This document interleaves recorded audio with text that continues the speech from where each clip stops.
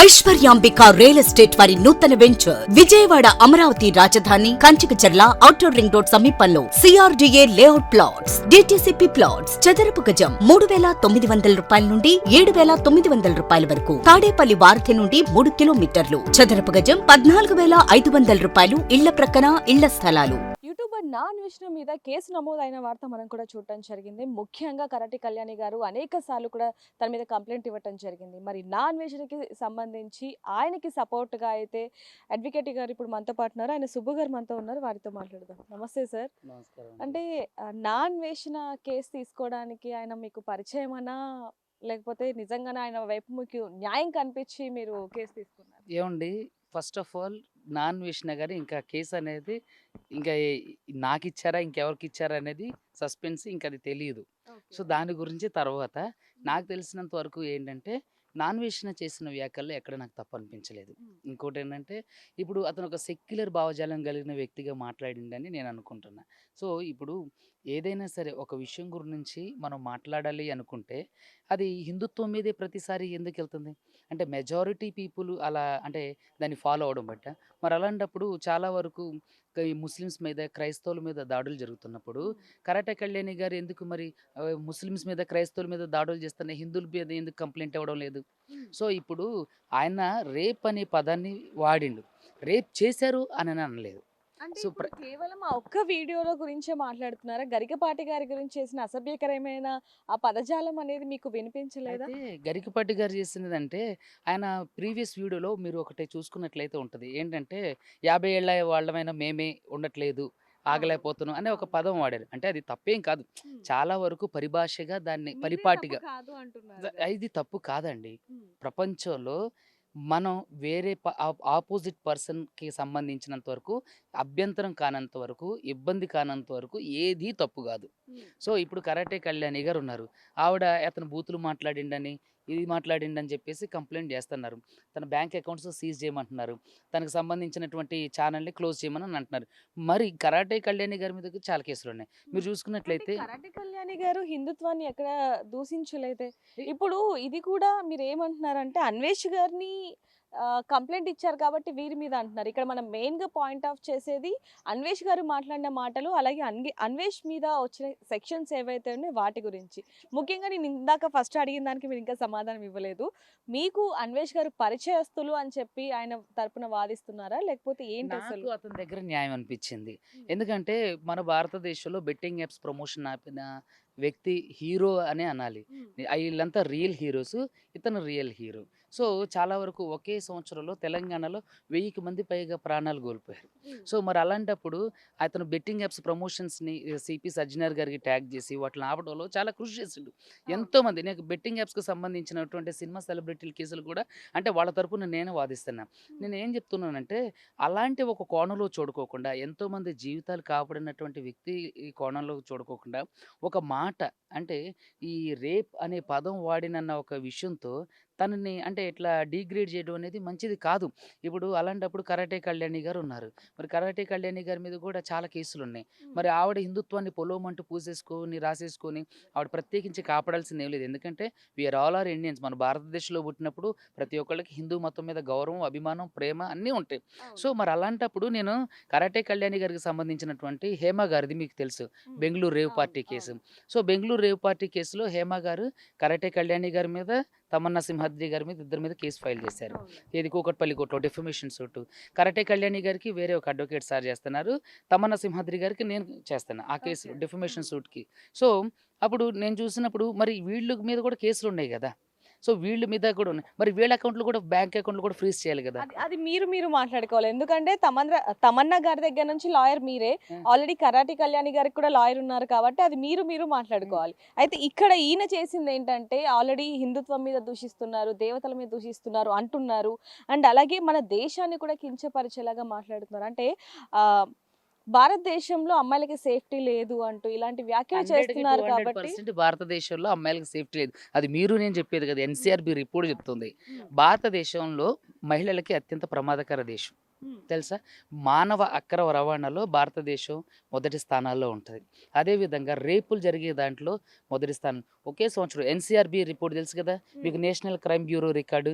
National crime bureau record ప్రకారం చూసుకున్నట్లయితే atrocity కేసులు, రేప్ కేసులు 60,000కు పైన అని, వాటిలో ఇంతవరకు ఎవరికి శిక్ష పడలేదు. అక్కడ వరకు ఎందుకు? బిల్కిస్ బాను కేసులు మీరు చూసుకున్నట్లయితే బిల్కిస్ బానుని రేప్ చేసిన వాళ్ళు బయటకు వస్తే వాళ్ళందరూ హిందుత్వానికి సంబంధించిన వాళ్ళు అయితే వాళ్ళకి పూలదండలు వేసి వాళ్ళు ఏదో ఘనకార్యం సాధించిన వాళ్ళగా, వాళ్ళు ఏదో అంటే ఏదో భారతదేశానికి మెడల్ తీసుకొచ్చిన వాళ్ళకిలాగా వాళ్ళకి పూలతో సత్కారాలు చేసి తీసుకొచ్చినటువంటి సందర్భాలు మీరు చూస్తున్నారు. మీరు అంటున్నారు కదా ఇందాక నాన్ వెజ్ కేసు మీరు తీసుకున్నారని. ఖచ్చితంగా నాన్ వెజ్ కేసు నేను టేకప్ చేయాల్సి వస్తే ఖచ్చితంగా నేనే టేకప్ చేస్తాను. ఎందుకంటే నాన్ వెజ్ అనే ఒక వ్యక్తి సెక్యులర్ భావజాలం కలిగిన వ్యక్తిగా నాకు అనిపించింది. నాన్ వెజ్ ఇప్పుడు చేసిన వ్యాఖ్యల ఏట్లో కూడా నాకు ఎక్కడ తప్పు దొరికినట్టు అనిపించలేదు. అంటే ఎక్కడ తప్పు దొర్లినట్టు అనిపించట్లేదు, ఎక్కడ బూతులు మాట్లాడినట్టు అనిపించట్లేదు బూతులు అంటున్నారు. మాట్లాడినట్టు అనిపించట్లేదు. ఓకే. ఎందుకంటే కేవలం మాట్లాడుతారు ఓకే. బూతులు ఆ బూతులు ఎలా ఉంటాయి అంటే నార్మలైజ్డ్ అంటే జనరలైజ్డ్ గా మాట్లాడుకున్నట్లు ఉంటుంది తప్ప అతను పర్టికులర్ గా బూతులు మాట్లాడాలనేది అంటే ఇప్పుడు చూడండి ఆ బూతుల వల్లే కదండి ఈ రోజు ఇంత వివాదం చోటు చేసుకుంది, ఇంత కాంట్రవర్సీ మరి నడుస్తుంది. అలాంటప్పుడు బూతులు మాట్లాడితే వివాదం కాంట్రవర్సీ అవుతుంది అని అంటే ఖచ్చితంగా గరికపాటి గారు మాట్లాడతారు, కరాటే కళ్యాణ్ గారు. గరికపాటి గారు ఎక్కడ పార్ట్స్ గురించి కదా ఏమండి మాట్లాడలేదు. ఇప్పుడు నేను ఏమంటున్నా బూతుల గురించి మాట్లాడతాడా? ఇప్పుడు వ్యక్తిగత జీవితంలో మన దైనందిన జీవితంలో రెగ్యులర్ గా మనం బూతులు మాట్లాడడం నేను కూడా బూతులు మాట్లాడతాను నా ఫ్యామిలీ జీవితంలో. సో బూతులు ప్రతి ఒక్కరు మాట్లాడతారు, కానీ పబ్లిక్ డొమైన్ లో మాట్లాడడం వేరు. ఖచ్చితంగా ఈ విషయంలో అన్వేషణ ఖచ్చితంగా అన్వేషణ తప్పు ఉండొచ్చు, కానీ ఉండొచ్చు ఎగ్జాక్ట్ గా ఉండొచ్చు. అన్వేష్ మరి బెట్టింగ్ యాప్స్ ప్రమోషన్ చేసినప్పుడు ఎంత అతని హీరో దేవుడు రావుడు అన్నప్పుడు ఒక బూతు మాటలు అంటే అది కూడా హిందూ దేవీ దేవతల గురించి ఎక్కడ కించపరిచినట్టు మాట్లాడారు. రేప్ అనే పదం గురించి ఉద్ఘాటించిండు, ప్రస్తావించిండు. సో ప్రస్తావించడాన్ని తప్పు ఎట్లా పడతారు? మరి అలాంటప్పుడు ఈ కరాటే కళ్యాణి గారు చేసేది ఏంటి, సో కరుణాకర్ సుగ్నా చేసేది ఏంటి? అందరికంటే ఈ ముసలి సన్యాసి ఒక ఆయన ఉన్నారు కదా, రాధా మనోహర్ దాస్ అయితే అసహ్యమైన బూతులు ఇవన్నీ మాట్లాడతారు. మరి అతని మీద ఎన్ని కేసులు రావాలి? అతన్ని ఎంతమంది దూషించాలి? అసలు అతను అయితే అండమాన్ జైల్లోనే వెయ్యాలి. మరి వాళ్ళ మీద కూడా కేసులు ఉన్నాయి, అది కూడా కానీ మనకి ఆ ఇంతవరకు విషయం వాటి కూడా మీద మనకి తెలుసు. వాళ్ళ మీద కేసులు ఉన్నాయి, కానీ ఇంతవరకు అవి ఎక్కడ? ఇప్పుడు మీకు లీగల్ ఎయిడ్ సరోజిని భాస్కర్ గారు ఉన్నారు, ఆవిడ కరాటే కళ్యాణి గారి మీద కేసు ఫైల్ చేశారు. ఏమైంది ఆ కేసు? ఇప్పుడు పాస్టర్ అజయ్ బాబు ఉన్నారు, కరుణాకర్ సుగ్నా మీద, రాధా మనోహర్ దాస్ మీద, వీళ్ళందరి మీద కేసు వేశారు. తర్వాత ముస్లిం మైనారిటీకి సంబంధించి ఆయన ఉమర్ సాహెబ్ ఎవరో ఉన్నారు, వాళ్ళు కూడా మన రాధా మనోహర్ దాస్ మీద కేసులు ఫైల్ చేశారు. మరి వాటికి సంబంధించినటువంటి డీటెయిల్స్ ఏవి, వాళ్ళ మీద ఏం యాక్షన్ తీసుకున్నారు? మరి ఈరోజు ఆయన ఒక బూతు మాట మాట్లాడినందుకు ఆయన అకౌంట్లో ఫ్రీజ్ చేయాలని చెప్పి కరాటే కళ్యాణి గారు మాట్లాడుతున్నారు. మరి కరాటే కళ్యాణి గారు అకౌంట్లు కూడా సీజ్ చేయాలి కదా ఆమె మీద ఉన్న కేసులకి. మరి ఆవిడకి ఎక్కడి నుంచి డబ్బులు వస్తున్నాయి? కరాటే కళ్యాణి గారు వాస్తవంగా నాకు పరిచయం, నాతో చాలా మంచిగా ఫ్రెండ్లీగా మాట్లాడారు. అలా అని చెప్పేసి నేను ఆవిడ మంచిది అని సర్టిఫికేట్ ఇవ్వలేను కదా. ఎవరు ఇవ్వాలి? ఆమె వ్యక్తిగతాన్ని వెనకాల బ్యాక్గ్రౌండ్ చూసి మనం ఆవిడ మంచిదా కాదని డిసైడ్ చేస్తాం. సో ఆవిడ మంచిదా కాదు ఇక్కడ పక్కకు పెడితే ఆవిడ అకౌంట్లు కూడా సీజ్ చేయాలి. ఆవిడ కూడా బూతులు మాట్లాడింది, ఆవిడ మీద కూడా కేసులు ఉన్నాయి. మరి రాధా మనోహర్ దాస్ అకౌంట్లు కూడా సీజ్ చేయాలి, అతని మీద చాలా కేసులు ఉన్నాయి. ముస్లిం మైనారిటీలు పెట్టినవి ఉన్నాయి, క్రిస్టియన్ మైనారిటీస్ పెట్టినవి ఉన్నాయి, తర్వాత జనరలైజ్డ్ పబ్లిక్ పెట్టినవి ఉన్నాయి. మరి ఇలాంటివన్నీ చూసుకుంటే మరి వీరి మీదే ఎందుకు ఒక వర్గం మీద మాత్రమే దాడి జరుగుతుంది? అంటే ఎవరు ఏ తప్పు చేసినా సరే హిందుత్వాన్ని ముసుగు కప్పేసుకుంటే సరిపోతుందా? మీరు నిజంగా అయినా హిందువులు అయితే మరి క్రైస్తవ మిషనరీస్ పైన, తర్వాత అదేవిధంగా ముస్లిం మైనారిటీస్ మీద గొడవలు జరిగినప్పుడు వాళ్ళని కొట్టి హింసించి చర్చిలు కూల్చేసినప్పుడు మరి వీళ్ళందరూ నడుం కట్టుకొని అక్కడ అన్యాయం చేసిన హిందువుల మీద ఎందుకు కంప్లైంట్ చేస్తలేరు? మీరు మానవ సేవ గతంలో చూడొచ్చు, హిందువుల మీద జరిగిన అఘాయిత్యాలు కావచ్చు, లేకపోతే దారుణాల మీద అనేక మంది కూడా స్పందించడం జరిగింది, వాళ్ళకి ఎదురెళ్ళి కూడా మాట్లాడడం జరిగింది. ఆ విషయం మీకు కూడా తెలుసు. అయితే ఇక్కడ ముఖ్యంగా చూసుకుంటే అన్వేష్కి సంబంధించి మీరు ఇందాక అన్నట్టుగా బెట్టింగ్ యాప్స్లో అతను 2 తెలుగు రాష్ట్రాలని కూడా ఒక ఊపు ఊపాడు. ఈరోజు బెట్టింగ్ యాప్ కొంచెం ఆగింది అంటే ఆయన కారణంగానే. ఇందాక మీరు అన్నట్టుగా దేవుడు అన్నట్టుగా, మరి దేవుడు ఇలాంటి పదాలు వాడచ్చు అంటారా? దేవుడు అని నేను అనలేదే ఎక్కడ.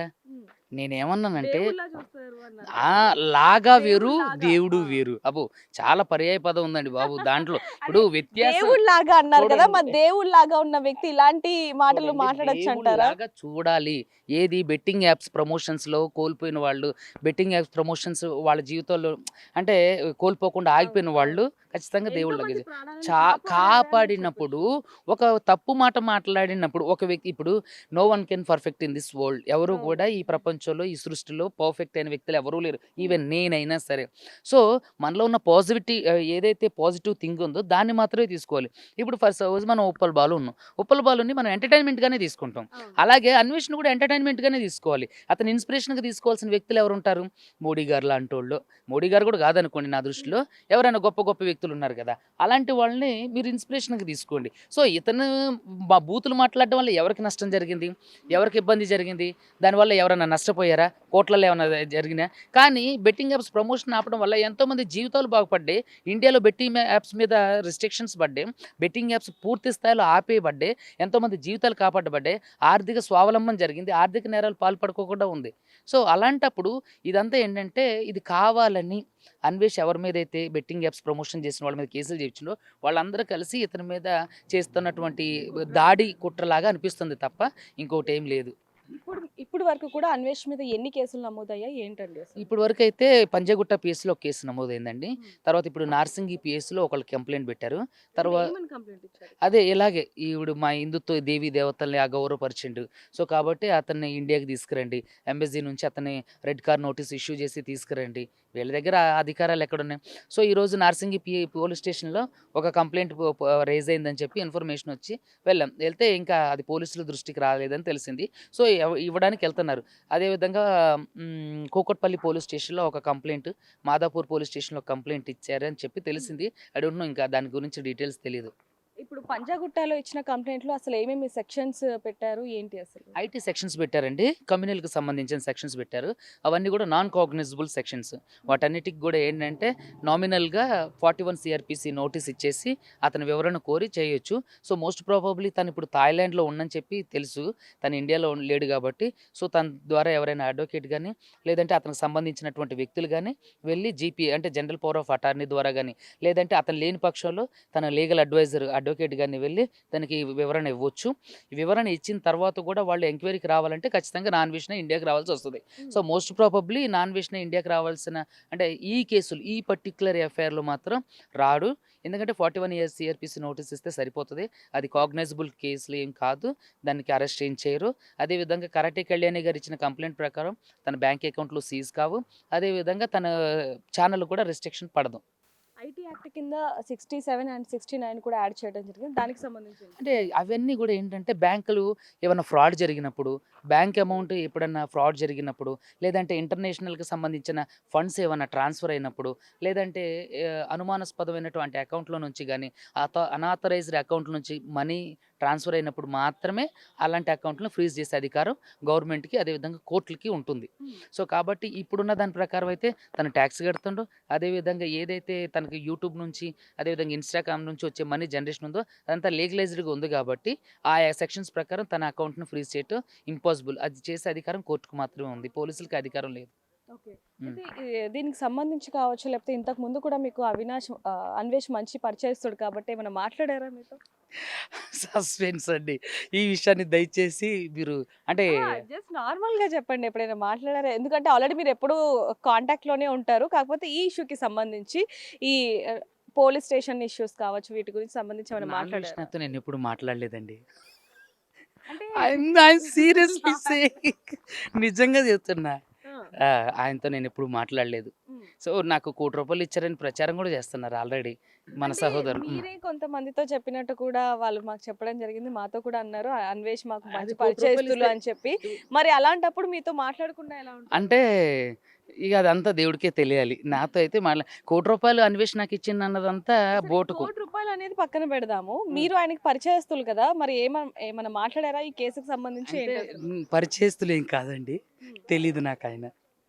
లేదు కాదు తెలీదు. తెలియకుండానే ఇప్పుడు ఆయనకి సంబంధించి కేసు మాట్లాడుతున్నారా? ఎక్కడెక్కడ ఏ పోలీస్ స్టేషన్ లో ఏ కేసు నమోదైందనేది అంటే మాట్లాడుతున్నారా? మరి జర్నలిస్ట్ మీరు? గా ఒక సివిలియన్ గా అదేవిధంగా ఒక సెక్యులర్ భావజాలం కలిగినటువంటి అడ్వకేట్ గా ఎవరైనా సరే సెక్యులర్ గా మాట్లాడుతున్నారంటే వాళ్ళని ప్రొటెక్ట్ చేయాల్సిన బాధ్యత నాకు ఉంది కాబట్టి జస్ట్ నా ఓన్ ఇంటెన్షన్ క్యూరియాసిటీతో చెప్తున్నా అంతే. అంటే ఫేమ్ అవ్వాలన్న ఇదితో చేస్తున్నారా ఆయన ఇదంతా? already లేకపోతే ఏమండి అంటే ఎందుకంటే నాకు ఫస్ట్ లో కూడా మీరు చెప్పారు, కాల్లో కూడా చెప్పారు, ఇందాక కూడా నేను అడుగుతున్న ప్రశ్నకి మీరు ఆ సమాధానం అనేది డైవర్ట్ చేస్తున్నారు. ఇప్పుడు నిజం చెప్పండి. లేదండి, ఆయన నాకు అంత పరిచయం లేదు.